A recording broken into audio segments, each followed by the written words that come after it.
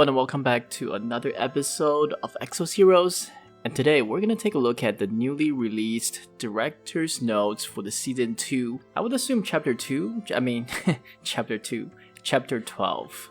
So there's going to be a bunch of new additional mechanism that's added to the game, some new content, and let's take a look. And frankly, I really hope some of these new mechanics and new content are free-to-play friendly. Because obviously we know that with Chapter 11, there are a lot of us that were a little bit frustrated with the direction that the game was heading into. But at first glance, I do think, some of these new things are quite good. So let's take a look. So to start off, obviously we have new Chapter 12 being added to the game, Inherited Power. So this is going to be an extension of the story. And it consists of 13 episodes. I'm not exactly sure how that compares to some of the other chapters, but I think it's pretty similar. So this is obviously going to be a sequel to Chapter 11. I think that'll make sense. One thing good about this is if we look down at a little bit later in the patch note, they did mention that, Season 2 Chapter 11 improved dungeon difficulty. And the difficulty of Chapter 11 added in a new update has been improved so that all users can play the new story of Braun, which is great. So hopefully what this means, right, by improving the difficulty, I'm hoping they meant adjusting it to make it more or less frustrating so that more players can now play it and get through it, because that was the issue, right? Because a lot of us had difficulty getting even just through Chapter 7 or episode 7 of Chapter 11. So I'm sure this is something that's going to be welcomed by the community.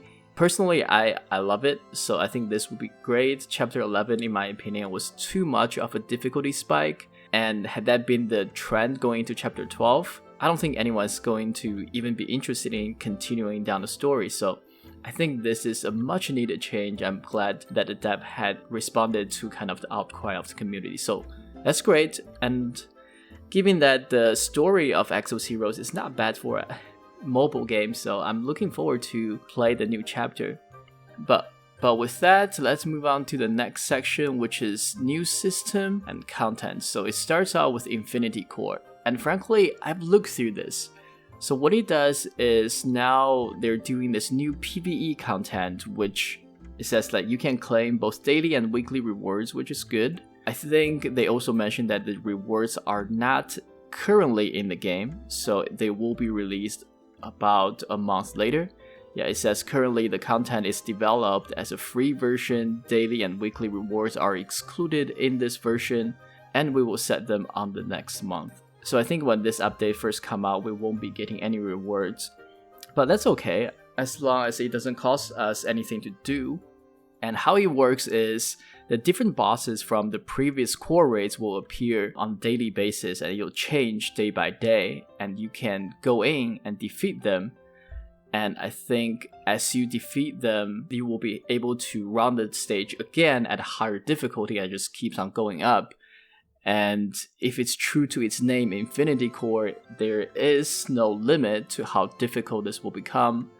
I think that's interesting, right? Like, it does pose a challenge. And I think this is almost what the Upier's Labyrinth should have been, right? It's just like an infinite tower of ascension where there's just one more level every single time, and you just keep on going and see how far you can get. I think that would be really interesting, and then you get rewards depending on how far you can progress each day.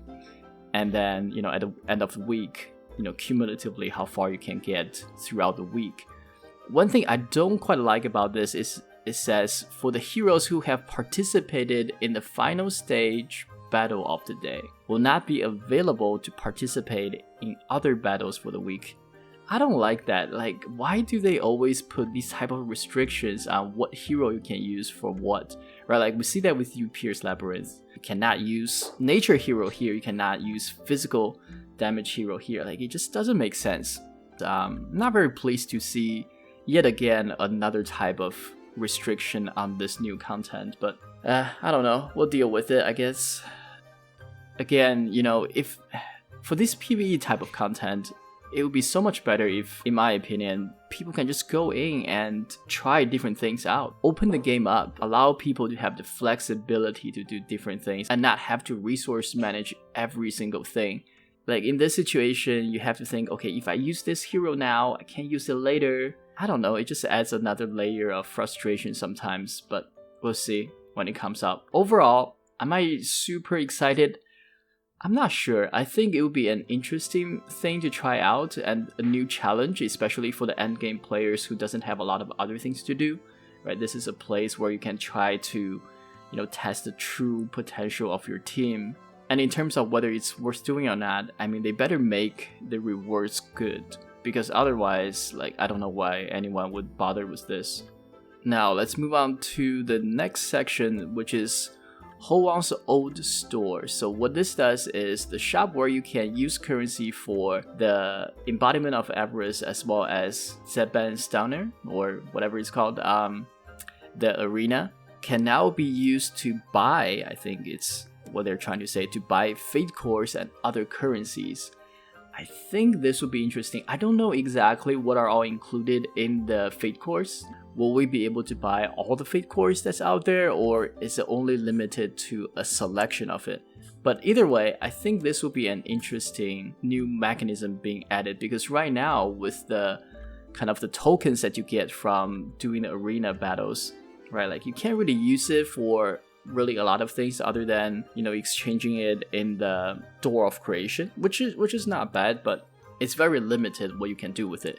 And I think this is great, especially for Fatecores, right? If you think about the new mechanism that was added in chapter 12 or chapter 11 with the, what's that mechanism called? I think it's the core memory, right? So I think with that, obviously you need a lot of copies of Fatecores in order to be able to get a higher level of, these buffs, right? Because otherwise you're just stuck with, one copy of it and can't do anything with it. So in order to get to Fusion Stat 3, Fusion Stat 5, you need essentially 4 or 6 copies of the Fatecore to do something like this. So I think this would be a great way for us to not only get more Fatecores, but also for us to utilize the core memory system a little bit more. And other currencies they're mentioning here, I'm not sure exactly what they are. It would be nice if we can buy things like national recruit tickets, or even, I don't know, even gems or Zes. I don't know, but that could be interesting. I think it would definitely open up a lot of different things. But again, they're very vague when it comes to exactly what you can do with this. So we'll have to wait and see. But I do have some hopes for this. And the next section is going to be Terea's dye station, and now you can dye the hair of your characters. Take it how you want. It's not something I am personally very interested in, but if you guys do like this, it's nice, right? It does make your character look a little bit better. You have a little bit more kind of a different combination when it comes to hair and clothes, so sure, why not? But yeah, personally, I don't really care too much about the aesthetics. I think the characters looks good the way they are right now. Now, let's move on to the next big addition, which is going to be new recipes at the Door of Creation event items. So these are the items where you can collect by exploring the world, right? If you do those leafy explorations or smart explorations when the event is on, you can collect these little tokens that you typically wouldn't get them. And currently you can only go into Door of Creation to exchange either for experience scrolls or exchange those for heroes going from, I think, 1 to 4 star. So you can't even get fated heroes from those. Very limited in terms of how you can use it. I think this is a great addition because now it added 2 new things, right? The National Recruit ticket, which is great because, again, we need a lot of those National Recruit tickets to have a more focused recruiting methodology in order to get the targeted generals that we want, and in order to utilize the Signature Force mechanism a little bit more. So this is definitely a welcome change.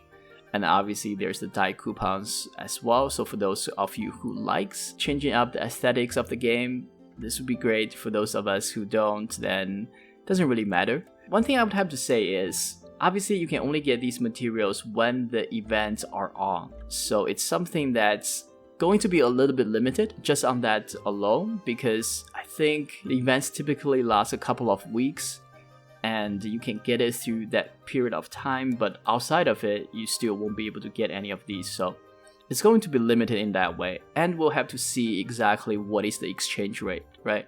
If it's gonna cost like 5,000 for one national recruit ticket, then it doesn't really matter, right? Because it's gonna take hours and hours of exploration to even get one ticket.